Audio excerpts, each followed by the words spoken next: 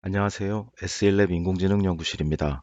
이번 편에서는 MV 딥러닝 튜토리얼, 그 중에서 다중 클래스를 분류하는 과정을 소개하겠습니다.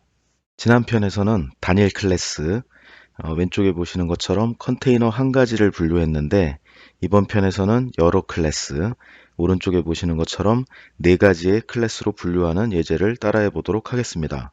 실행 방법으로는 딥러닝 가이드맵에서 픽셀 세그먼테이션을 선택하고 트레인 뉴 모델까지는 똑같습니다. 그 이후에 싱글 클래스 모델을 만들 것인지 멀티 클래스 모델을 만들 것인지 선택하도록 가이드맵이 되어 있습니다. 설치 환경은 지난번에 보신 것과 같습니다.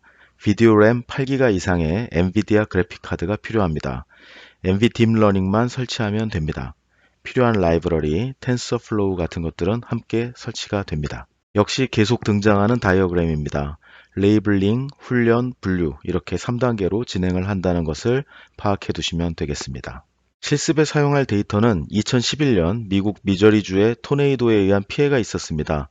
이때 촬영된 RGB 영상을 사용할 것인데 트레이닝 레스터 1, 2, 3, 4 4장의 작은 영상으로 딥러닝 학습 모델을 만들고 image2classify.dat 파일에 분류를 시도해 볼 것입니다. 영상이 제공되고 있고 실습을 빨리 진행하기 위해 레이블링 데이터가 XML 파일 ROI로 제공되고 있습니다. 트레이닝 레스터 4장을 열어보겠습니다.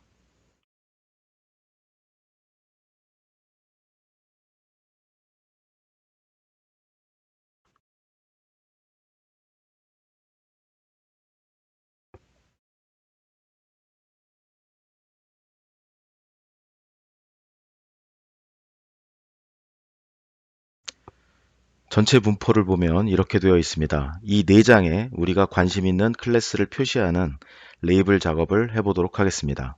오른쪽과 같이 우리는 영상에서 루프 데미지, 스트럭처럴 데미지, 러블, 폐허, 자갈더미, 블루탑스, 비가 더 이상 새지 말라고 파란색 그 장막을 쳐놓은 곳이죠. 이렇게 네 가지로 분류를 해보려고 합니다. 트레이닝 레스터 1, 2, 3, 4에 각각 이렇게 레이블을 그려줄 거예요. ROI 도구로 하는 일인데 ROI로 레이블링을 하는 과정을 조금만 살펴보겠습니다. 실무에서는 이러한 레이블링 작업이 몇 시간 또는 며칠이 걸릴 수도 있는 지루한 작업입니다.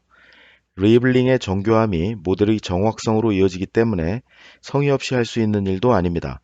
이번 실습에서는 작업의 흐름을 파악하는 것이 더 중요하므로 레이블링은 이렇게 한다 하는 것만 보고 나서 이미 만들어진 4개의 레이블링 파일을 이용해서 다음 단계로 넘어갈 것입니다. 나중에는 여기 보시면은 픽셀 세그먼테이션이라고 지금 하는 작업의 그 카테고리가 되겠고 오브젝트 디텍션이라는 카테고리가 있고 이렇게 두 가지가 있는데 여기에 있는 세부 메뉴들을 직접 사용하실 수 있을 겁니다.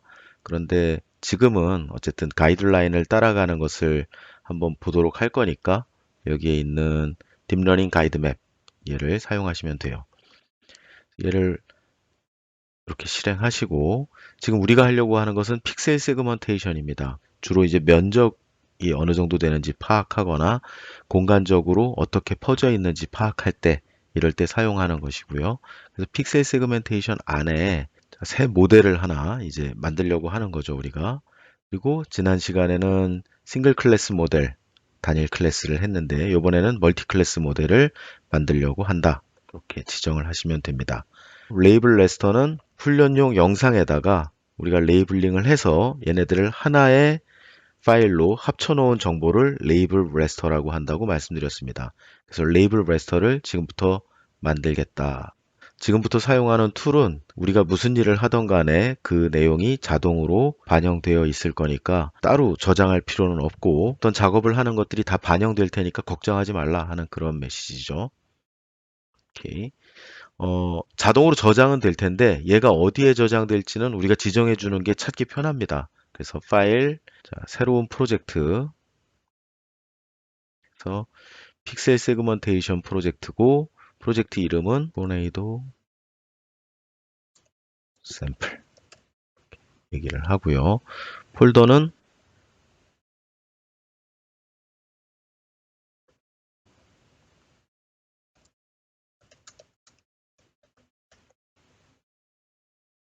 이 폴더를 프로젝트 폴더로 쓰겠다. 이렇게 선언하겠습니다. 지금부터 우리가 작업하는 것을 다 자동으로 반영해 놓을 그런 프로젝트 폴더라고 이제 지정을 한 거죠. 하다가 오늘 퇴근하고 내일 다시 작업을 이어서 하려면 파일 오픈 프로젝트 해서 저장된 내용을 불러오면 되는 겁니다. 4개의 클래스를 만든다고 말씀드렸죠. 여기 클래스를 정의하는 파트가 요 왼쪽에 있습니다. 그래서 첫 번째 클래스, 그래서 클래스 이름은 roof damage, 색깔은 이렇게 노란색으로 하겠습니다. 자, 두 번째 클래스,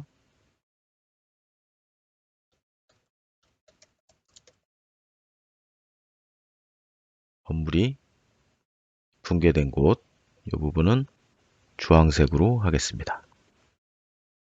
세 번째 클래스, 그래서 자갈더미가 된 곳, 폐허죠. 예, 빨간색으로 하겠습니다. 그리고 네 번째 클래스, 그 파란색으로 이렇게 하면, 자, 우리가 앞으로 이 네 가지의 클래스를 훈련시키고 네 가지의 클래스로 분류할 거다 하는 구상안을 정의한 거라고 보시면 될 것 같습니다. 트레이닝 레스터로 4개의 데이터를 가지고 있죠, 우리가. 그래서 걔네들을 여기다가 포함할 거예요. 그래서 1번부터 Shift 키 이용하면 이렇게 한 번에 선택할 수 있죠. 그래서 1번부터 4번까지 해서 다 이렇게 올리는 거예요. 트레이닝 레스터 1번부터 트레이닝 레스터 4번까지 올라갔는데 우리가 4개의 클래스를 정의를 왼쪽에서 했죠. 4개를 정의했는데 여기에 지정된 훈련 레이블은 현재 하나도 없는 상태입니다. 4개의 클래스 지정한다고 해놓고 아직 하나도 안 했다. 물론 우리가 앞으로 할 거죠. 레이블 레스터를 만들지는 않았다 하는 뜻입니다. 사람에게는 가장 고통스러운 시간입니다. ROI 도구를 이용해서 레이블을 우리가 그리는 건데 제공된 데이터를 이용해서 훈련을 할 수 있겠지만 어떻게 만들어야 되는지는 알아야 되니까 트레이닝 레스터 1번 선택하시고 여기에다가 레이블을 그리겠다 드로우 버튼을 클릭하시면 시작입니다. 트레이닝 레스터 1번이 뷰에 펼쳐지고 여기 보시면 이 레이어 매니저 이 뒤쪽에 있는 거 보이시죠? 여기서 루프 데미지를 선택하면 지금부터 그리는 게 루프 데미지고 여기서 스트럭처럴 데미지를 선택하면 우리가 그리는 게 스트럭처럴 데미지가 되고 그렇게 된다는 얘기입니다. 루프 데미지죠. 루프 데미지 한번 그려볼까요? 딥러닝이라고 특별한 도구가 있는 게 아니라 우리가 늘 쓰던 그 ROI 도구가 있습니다. 그래서 ROI를 그리는 일에 익숙하신 분들은 여기서 어려울 게 전혀 없고요. 뭐 ROI를 그리는 게 정교한 일일 뿐이지 어려운 일은 아닙니다. 그래서 루프 데미지 한번 그려보시죠. 자, 요렇게 얘 지금 지붕 피해가 있는 것 같아요. 다각형으로 왼쪽 클릭하고 있습니다.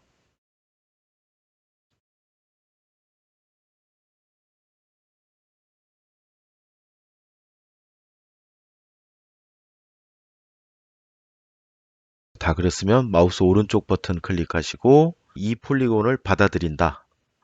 저 내용 선택하면 레이블링이 되었습니다. 다른 거 한번 또 해볼까요? 얘도 지붕이 피해가 있는 곳으로 파악됩니다. 여기도 하나 그려보시죠.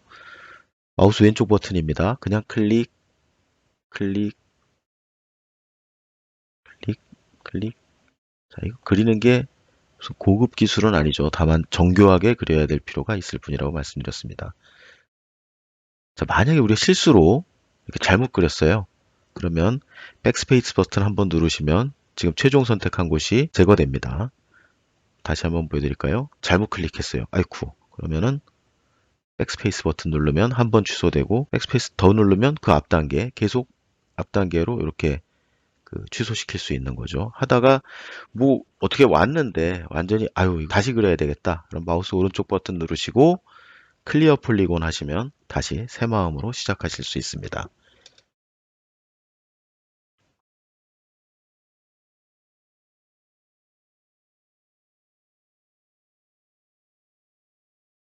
자, 다 그렸으면 마우스 오른쪽 버튼 Accept. 자, 등록되었습니다. 그래서 여기도 이렇게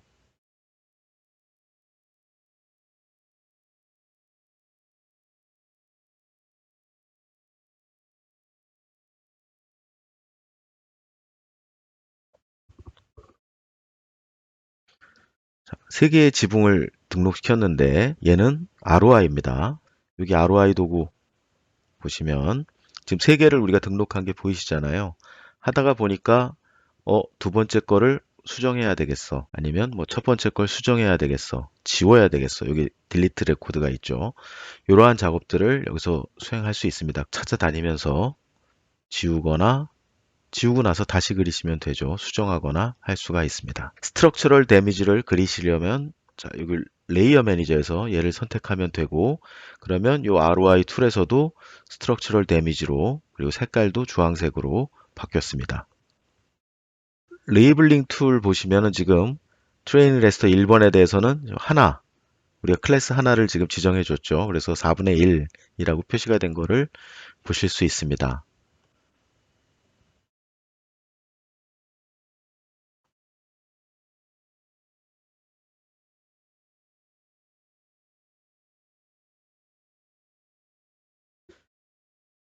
이렇게 등록을 하면 됩니다.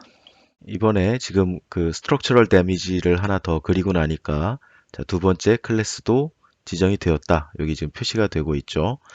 이 부분을 보시면 지금 여기는 지붕 요만큼 남아 있고 지붕이 날아가 버린 곳이 요만큼 있는데 그러면은 지금 이런 데는 루프 데미지와 스트럭처럴 데미지가 섞여 있다. 이 부분 어떻게 처리할 거냐 하면은 이렇게 그 부분을 나누어서 그리면 된다라고 설명을 하고 있습니다. 한번 해볼까요? 지금 우리는 스트럭처럴 데미지로 선택이 돼 있으니까 루프 데미지 해서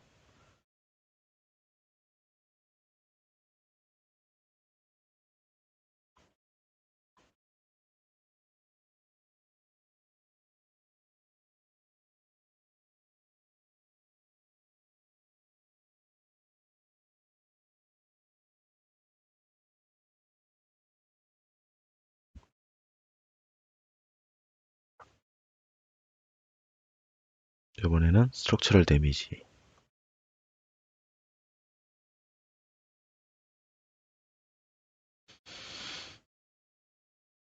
다음으로는 러브를 한번 해보겠습니다. 이런 이제 그 특별히 구분하기 어려운 이런 피해 더미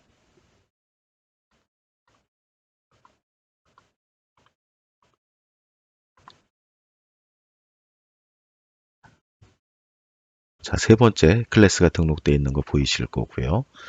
마지막으로 블루타프도 한번 해보죠.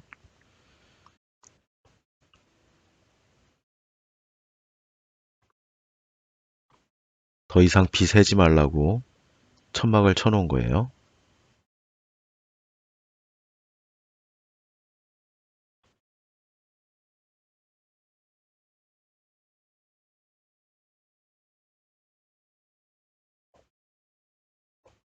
자, 네 번째 클래스 등록된 게 보이실 겁니다. 지금 이런 데 보이는 블루타프들 다 해야 되고 여기 있는 러블들 다 해야 되고 지붕 파손된 집들 다 표시해야 되는데 자 여기까지만 일단 보여드릴 겁니다. 시간이 많이 걸리는 일이라고 말씀드렸고 여기서 정성스럽게 정교하게 하면 할수록 더 좋은 결과를 얻게 될 것입니다. 지금 우리는 제공된 실습 데이터를 써보려고 합니다. 토니바퀴 모양을 누르시면 Import ROIs에서 여기에 자 1번 트레이닝 레스터에 대한 레이블 ROI가 이미 제공이 되어 있어요. 그래서 얘를 부르시면 루프 데미지라고 된 거 우리가 분류하려고 하는 클래스의 루프 데미지, 스트럭처럴 데미지 이렇게 지금 자동으로 연결되어 있지만 이 이름이 다를 수도 있거든요. 그럴 때는 우리가 이 선을 연결해 줄 필요가 있습니다. 지금은 자동으로 잘 연결되어 있으니까 오케이.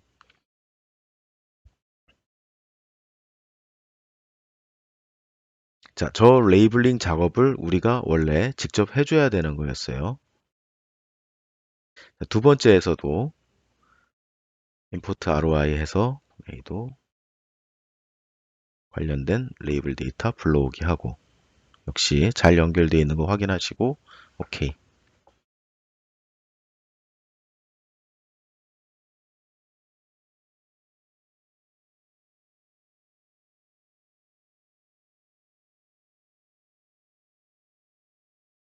세 번째도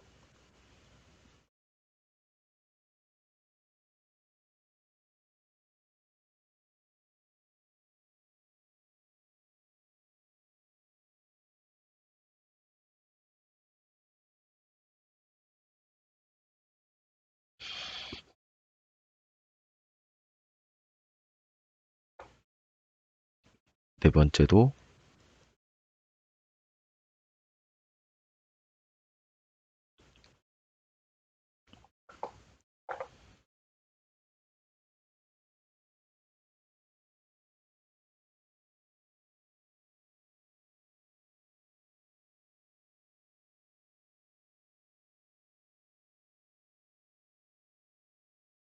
보다시피 다 불러왔습니다. 지정 다 된 거는 보이실 거고요. 만약에 임포트한 ROI가 어떻게 되었는지 보고자 하시면 이 드로우 버튼 누르시면 됩니다. 그러면 여기 지금 레이어 매니저에 변화가 일어나면서 이렇게 레이블링 된 데이터를 가지고 왔다 하는 거 보실 수 있고요.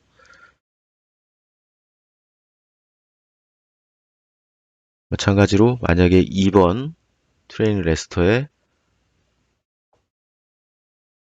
어떻게 그려져 있는지 보고자 하시면 저렇게 불러올 수 있고, 자, 이렇게 해서 레이블링이 끝났어요. 자, 여기에 Show Labeling Statistics 해서 지금 우리가 레이블링한 자료가 어떻게 되어 있는지 보면 이렇게 되어 있어요. 그래서 트레이닝 레스터 4번에서는 이 정도 면적을 가지고 루프 데미지, 스트럭처럴 데미지, 러블, 블루 타프스를 지정했고, 3번에서는 이렇고, 이렇게 통계적으로 어느 정도 면적을 우리가 선택했는지 볼 수 있습니다. 역시 이 톱니바퀴에서 Generate Label Rasters 하면 레이블 레스터를 생성하는데, 물론 저 과정은 자동으로 이루어지기 때문에 이 트레인 버튼만 누르면 실제로 이 과정을 생략하고 넘어가도 상관은 없습니다. 처음에 지정했던 프로젝트 폴더인데 이 안에 보면 트레이닝 레스터 1, 2, 3, 4가 있고, 이 안에 들어가면 이제 레이블 레스터가 이렇게 만들어져 있는 것을 보실 수가 있어요. Generate Label Rasters를 실행해서 그렇고, 저거 실행하지 않고 여기 트레인으로 바로 넘어가도 레이블 레스터 다 알아서 만들고 넘어가니까 Generate Label Raster는 굳이 일부러 따로 실행할 필요는 없습니다. 앞 단계에서 트레이닝 레스터 1, 2, 3, 4에 레이블링 작업을 해서 레이블 레스터 1, 2, 3, 4를 만들었습니다. 이제 이 훈련 자료를 컴퓨터에게 주고 적당한 파라미터를 입력해 주어서 학습을 시킬 겁니다. 딥러닝 학습을 하고 나면 학습 모델이 HDF5 포맷으로 하나 딱 떨어지는데, 이것만 있으면 다음 단계를 실행할 수 있습니다. 이 파일 하나를 받아내는 것이 이 두 번째 단계의 목표입니다. 그래서 여기에 있는 트레인 버튼을 누르시면 지금 이런 창이 열려요. 그래서 이 안에 이제 훈련을 위한 파라미터들을 지정을 해줄 수 있는 그러한 창이고, 여기서 OK 버튼을 누르면 이제 훈련이 시작됩니다. 여기에 나오는 파라미터의 의미는 문서를 한번 검토해 보십시오. 어떤 값이 정답이라고 지정할 수는 없고, 다양한 값을 시도해 보는 것이 좋습니다. 요즘은 다양한 파라미터 값들을 훈련 입력 값으로 넣도록 프로그래밍의 반복문으로 밤새 돌립니다. 그리고 다음날 출근해서 가장 성적이 좋은 모델을 선택하여 사용하는 거죠. 이 실습에서는 튜토리얼에 나와 있는 제시값을 그대로 사용해 보겠습니다. 이런 식으로 훈련을 해서 최종적으로 생성될 모델 파일, 가장 중요한 파일 이름입니다.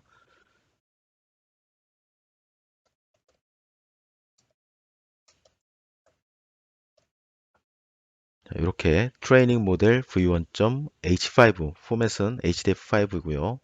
이렇게 지정을 하고, 아웃풋 모델은 훈련 과정에서 가장 좋은 점수를 받는 단계의 모델이고, 레스트 모델은 우리가 25번을 돌리면 25번째에 산출되는 모델입니다. 이상적인 경우라면 아웃풋 모델과 레스트 모델이 같은 결과를 가져야 되겠지만, 훈련이 반복될수록 좋아졌다 나빠졌다를 노이즈 수준에서 반복하는 경우도 있거든요. 레스트 모델과 아웃풋 모델이 다를 경우도 있어서 최종 모델을 따로 지정할 수 있게 만들어 놓았습니다.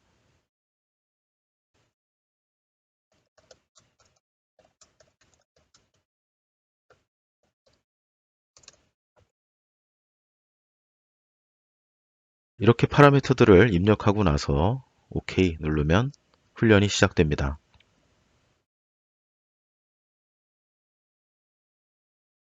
시간이 꽤 걸릴 거고요. GPU가 할 수 있는 최대치를 이제 점점 끌어올리게 될 것입니다. 보시다시피 CPU보다는 GPU가 더 일을 많이 하는 게 그 딥러닝에선 당연합니다.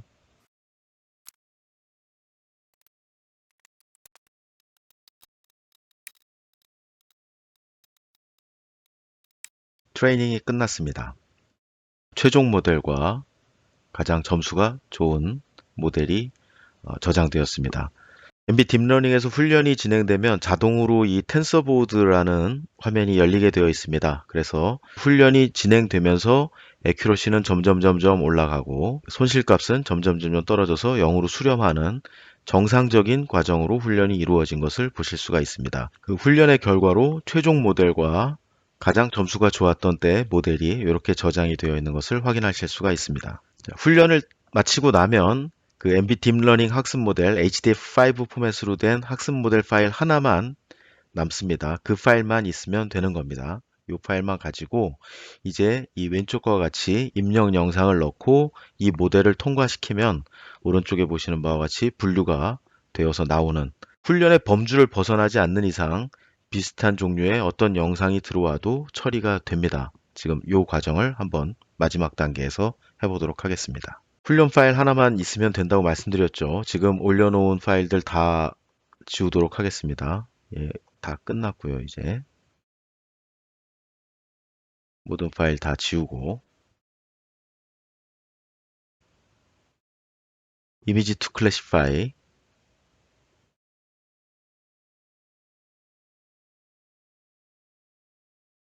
이 영상을 분류할 것인데 여기에 있는 마지막 단계 Classify Raster using a trained model을 이용해도 되고, 나중에 가이드맵 사용하지 않고 하실 때는 TensorFlow Pixel Classification을 이용하셔도 됩니다. 그래서 이거 선택하시면 됩니다.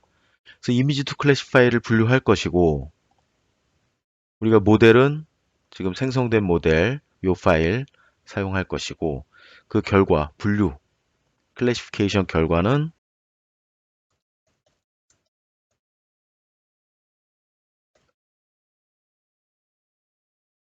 이렇게 액티베이션 확률이라고 말씀드렸죠.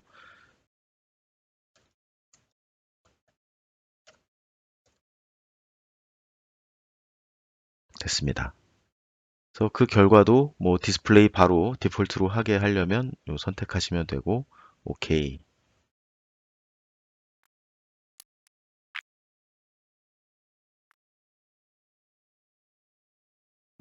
클래시피케이션이 끝났는데 시간이 좀 걸리긴 했지만 여기 보시듯이 이 영상이 결코 작은 영상은 아닙니다. 튜토리얼 문서와 좀 다르게 나온 것은 우리가 액티베이션 영상을 생성하고 디폴트로 디스플레이를 하게 만들어서 그렇고요. 이걸 끄면 우리가 예상하는 그런 결과가 나온 것을 보실 수가 있어요. 여기 그 백그라운드 unclassified를 체크 해제하시면 이제 배경으로 원본 영상이 보이기 때문에 우리 분류 결과가 괜찮은지 둘러보시는데 적당한 설정이 될 것 같습니다.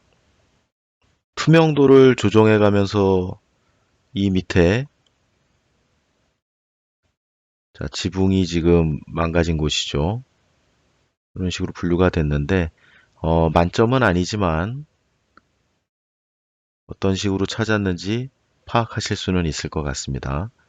지금 블루타프 역시 이 부분 보시면 지금 파란 차를 블루타프로 찾은, 물론 이 부분은 지금 잘 찾았죠. 그런데 얘는 지금 차인데 분명히 파란색 차를 뭐 블루타프로 분류를 하는 그런 오분류도 있습니다. 이것은 뭐 어쩔 수 없는 경우죠. 여기도 마찬가지네요. 여기도 지금 블루타프 달 잘 찾았는데 파란 차로 보이는데,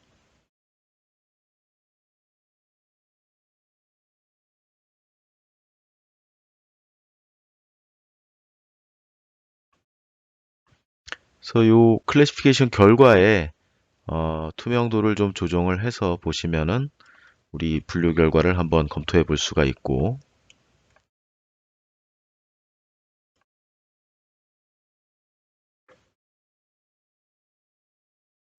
이러한 분류 결과는 레이블링을 어떻게 했는지, 그리고 트레이닝 파라미터를 어떻게 했는지에서도 에 따라서도 달라지지만 그냥 다를 수도 있습니다. 딥러닝이 원래 그렇습니다. 대세는 비슷하게 나왔겠지만 그래서 훈련을 같은 데이터를 가지고 훈련을 다시 해봐도 뭐 파라미터를 바꾸면 당연히 바뀌겠지만 파라미터를 바꾸지 않아도 그 결과가 조금 달라질 수 있는 거니까 그 부분은 나는 왜 다르게 나오지? 라고 생각하지 마시고 여러 가지 파라미터를 시도해 보십시오. 여기 그 옵셔널로 문서를 보시면은 그 클래스로 분류된 것을 쉐이프 파일로 어, 변환하는 과정이 나와 있습니다. 얘는 뭐 MB 딥러닝을 위한 특화된 기능이 아니고 여기 클래시피케이션 투 벡터라는 분류된 결과, MB에서 분류한 결과는 다 쉐이프 파일로 송출할 수 있거든요. 그 기능을 이용하는 것이고 이러한 뭐 bluetooth.shape 이렇게 옮겨서 쉐이프 파일 만들고 얘를 뭐 우리 잘 아는 ArcGIS로 론칭할 수 있다 하는 내용들이 여기에 있고요. 이렇게 벡터로 만드는 거죠. 액티베이션 레스터는 후 분류에서 포스트 클래시피케이션에서 굉장히 중요한 정보이기 때문에 여기 지금 데이터 매니저를 보시면 우리가 지금 생성한 액티베이션 레스터가 여기 있잖아요. 여기에서 예를 들면 루프 데미지를 선택하고 마우스 오른쪽 버튼 클릭했습니다. 그래서 로드 그레이스케일을 선택하면 이렇게 이게 이제 루프 데미지로 분류될 가능성에 대해서 점수를 매겨 놓은 거죠. 그래서 밝을수록 루프 데미지일 가능성이 높고 어두울수록 가능성이 낮은 그러한 분류 확률 값을 가지는 것이 액티베이션 데이터가 되겠습니다. 그래서 픽셀 값을 읽어보면 예를 들어서 여기 또 커서 밸류를 읽는 도구죠. 해보면 여기는 0.81. 이 값은 너무 연연하지 마십시오. 딥러닝이 다 그렇듯이 이 값의 절대값은 뭐 높을 수도 있고 낮을 수도 있는데 밝기 분포는 대략 이와 비슷하게 나왔을 거라고 생각합니다. 지금 여기 노란색으로 루프 데미지로 분류된 부분들이 이러한 이유를 가지고 분류가 되어 있다 하는 것을 보실 수가 있고요. 1편에서도 보셨던 거지만 여기 마우스 오른쪽 버튼으로 레이어 매니저 선택하고 레스터 컬러 슬라이스를 하면 값에다 색을 매기기 때문에 지금 루프 데미지를 볼 겁니다. 오케이를 하면 그냥 밝고 어두운 것보다는 그 색을 입혀서 보여주기 때문에 값이 0.86점 이상이면 루프 데미지로 분류해야 되겠구나. 아니면 뭐 주황색으로 보이는 0.8점 이상이면 루프 데미지로 분류해야 되겠구나 하는 그러한 분류 값을 정할 때 이 색을 입히면 도움이 될 것입니다. 역시 여기에서도 배경에 해당하는 요 값들 지우고 액티베이션 지우면 자, 요 색을 입혀서 보면 이 정도 값 이상일 때 어떤 클래스로 분류해야 되겠구나 하는 분광 분류에서는 룰 이미지와 같은 역할을 하는 겁니다. 똑같은 것인데 이 딥러닝에서는 액티베이션이라고 그 이름이 붙여져 있어요. 이와 같이 딥러닝을 이용해서 다중 클래스로 분류하는 과정을 한번 보았습니다. 딥러닝을 이용해서 영상을 분류할 때 가장 많이 사용되는 그러한 워크플로우가 되겠습니다. 말씀드렸듯이 딥러닝에 어떤 정답이 있는 것이라고 생각하지는 않습니다. 그래서 레이블 데이터 정교하게 만들수록 좋고 많은 데이터를 훈련시킬 수 있으면 더 좋고요. 파라미터를 여러 가지를 시도해 볼 수 있으면 좋습니다. 파라미터를 다양하게 반복해서 시도하는 과정에 대해서는 여기 도움말을 한번 보십시오. Randomize Train TensorFlow Mask Model 이라는 이 태스크를 이용해서 난수 발생처럼 파라미터 조합들을 여러 개 만들어 줍니다. 또는 MB 딥러닝 가이드맵에 있는 툴스의 랜더마이즈 도구도 한번 살펴보도록 하십시오.